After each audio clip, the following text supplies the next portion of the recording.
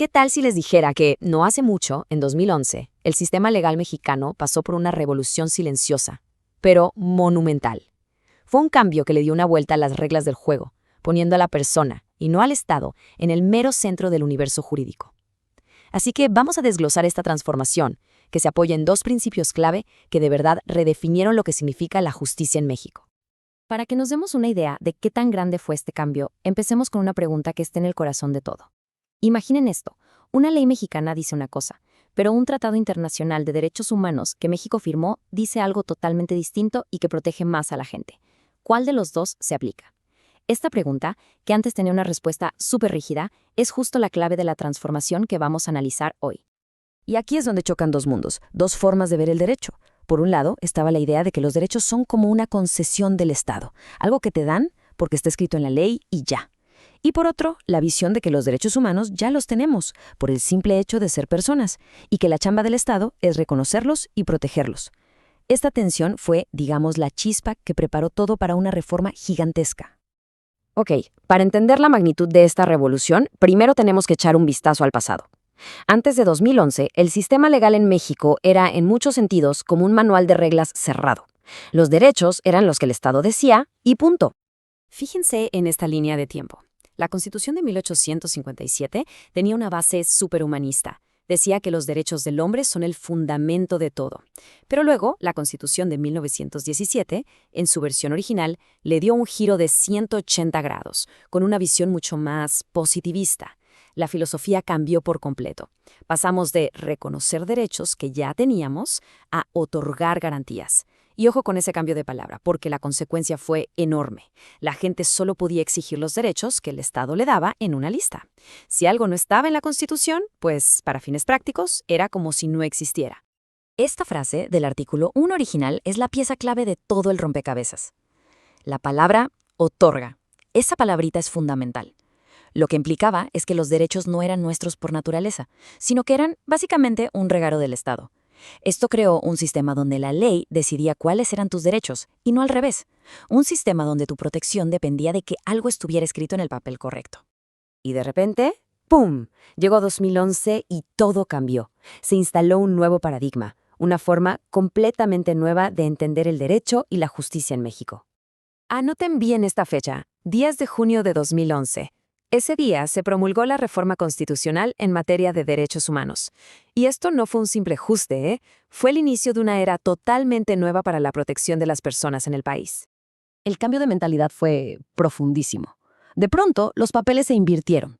El Estado dejó de ser el que otorgaba derechos y se convirtió en el que tiene la obligación de promover, respetar, proteger y garantizar esos derechos. Ahora, la persona es el fin último de la ley, y el Estado es la herramienta para asegurar su dignidad.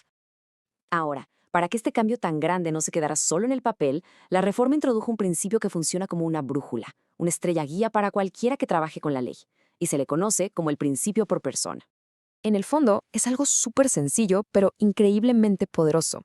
El principio por persona obliga a todas las autoridades, desde un policía en la calle hasta un ministro de la Suprema Corte, a hacerse siempre la misma pregunta.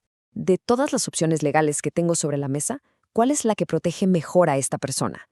Y esa, sin dudarlo, es la que tienen que aplicar. Y esto no es nomás una buena intención, Está escrito con todas sus letras en nuestra Constitución. El reformado artículo 1 lo deja clarísimo. Esta frase se volvió el motor de todo el sistema de justicia mexicano.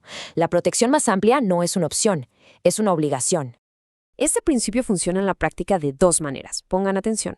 La primera es la preferencia de normas. Si tienes un conflicto entre una ley de aquí y un tratado internacional, el juez tiene que escoger la que le dé más protección a la persona. Sencillo. La segunda es la preferencia de interpretación. Si una misma ley se puede leer de varias formas, el juez está obligado a elegir la interpretación que amplíe más los derechos, y tiene que descartar la que los limite. Muy bien. Ya tenemos el principio guía. Siempre la persona primero. Pero, ¿cómo se lleva eso a la práctica, al día a día de un juzgado? Bueno, para eso se necesita una herramienta, una técnica muy específica, y esa es la interpretación conforme. La interpretación conforme es como darle a los jueces y a las autoridades unos lentes especiales, unos lentes de derechos humanos. Los obliga a leer todas las leyes del país a través de este filtro. Antes de aplicar cualquier norma, tienen que checar que sea compatible con la Constitución y los tratados internacionales. Es un trabajo constante de, digamos, de afinar y armonizar todo. La Suprema Corte ha sido muy clara y estableció un proceso de 3 pasos. Paso 1. Armonizar. El juez siempre debe tratar de interpretar la ley de una forma que sí sea compatible con los derechos humanos. Partimos de que la ley está bien. Paso 2. Preferir. Si hay varias interpretaciones que son válidas, el juez aplica el principio pro persona y escoge la que dé la protección más amplia. Y solo como último recurso, el paso 3. Inaplicar. Si de plano es imposible hacer que la ley y los derechos humanos encajen, entonces y solo entonces, esa ley no se aplica para ese caso en particular.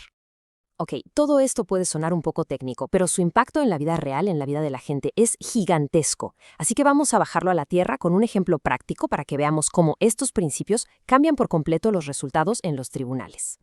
A ver, imaginen esta situación. Por un lado, el Código Nacional de Procedimientos Penales dice que para ciertos delitos el plazo máximo para la investigación es de 6 meses, ni un día más. Pero por otro lado tenemos tratados internacionales, como el Pacto de San José, que dicen que cualquier persona acusada tiene derecho a tiempo y medios adecuados para preparar su defensa, sin poner un límite fijo. Y aquí viene el dilema. La defensa de una persona necesita más de 6 meses para conseguir pruebas que son cruciales para demostrar su inocencia. El abogado pide más tiempo, pero la ley local dice, no, el máximo son 6 meses. ¿Qué tiene que hacer el juez? ¿Se apega a la regla local o mira hacia el tratado internacional? Pues la respuesta, claro, está en el principio pro persona. El juez está obligado a aplicar la norma que más favorezca el derecho de esa persona a una defensa justa. Y en este caso, es obvio que la norma internacional es la que más protege. Por lo tanto, el juez debe dar el tiempo necesario aunque se pase del límite que dice el código. Esto es un ejemplo perfecto de cómo el derecho fundamental de una persona pasa por encima de una regla procesal rígida. Entonces, ¿con qué nos quedamos de toda esta revolución legal? Bueno, primero, que proteger los derechos humanos es tarea de todas las autoridades, sin excepción. Segundo, que los tratados internacionales ya son parte de nuestro sistema legal a la par de la Constitución. Tercero, y quizá lo más importante, que la protección de la persona es el objetivo número 1 de la ley. Y cuarto, que la chamba de los jueces ahora es buscar la manera de ampliar los derechos, no de restringirlos. Este cambio de paradigma nos deja con una pregunta bien importante. Al poner a la persona en el centro de todo, ¿qué otros muros legales, qué otras reglas rígidas tienen que caer para que podamos tener una justicia de verdad? Porque la revolución de 2011 no fue el final del camino, fue apenas el comienzo, el inicio de un largo recorrido hacia un sistema que busque ser, antes que cualquier otra cosa, profundamente humano.